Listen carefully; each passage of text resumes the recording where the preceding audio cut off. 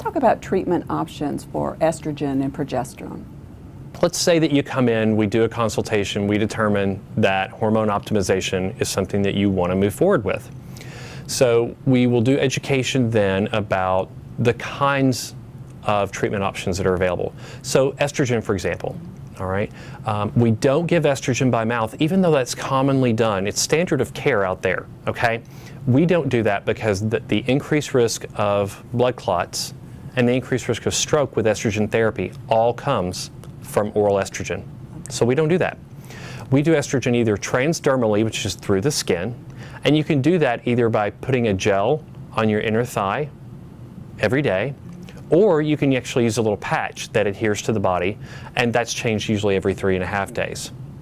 The other thing that we can do, which is a little different, is basically a estrogen implant. And we make a small incision in the skin at the hip. After we numb that area up, we put in an individualized dose of estradiol, and that individualized dose goes into the subcutaneous space. It sits there and releases a tiny amount of hormone every day. And depending upon your metabolism and your needs of estradiol, that can last anywhere from 3 to 5 months. Well, that's fairly convenient then. Exactly, yeah, because it's not something you have to remember to do every day.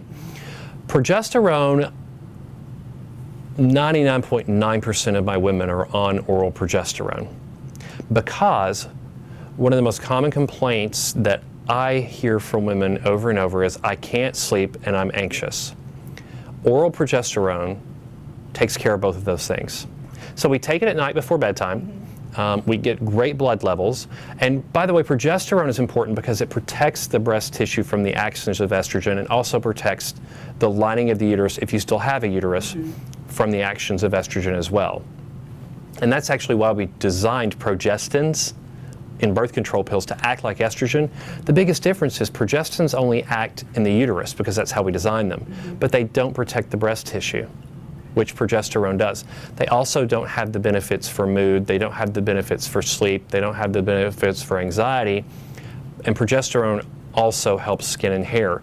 If you've ever been pregnant... We like that. Yeah, if you've ever been pregnant, you remember how full your hair was during your pregnancy. That's the acts of progesterone. So there's a lot of good reasons to continue with that. I've heard you're treating women with testosterone. What's that all about? We think of testosterone as primarily a male hormone, and it is the primary male hormone, but it's very important for women. For women, testosterone is important for having good lean muscle mass, good bone mass. It's important for a sense of well-being, for a sense of energy.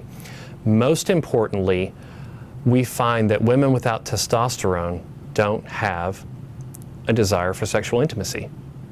And we use very, very low doses of testosterone. 1/10 of what we use for a male is what we use for a female. And we administer that a lot of the same ways we do the estrogen, which is either through the use of a compounding gel, which we get from a compounding pharmacy, that you put on your shoulders every day, or like we talked about with the estradiol, you can use the implant as well.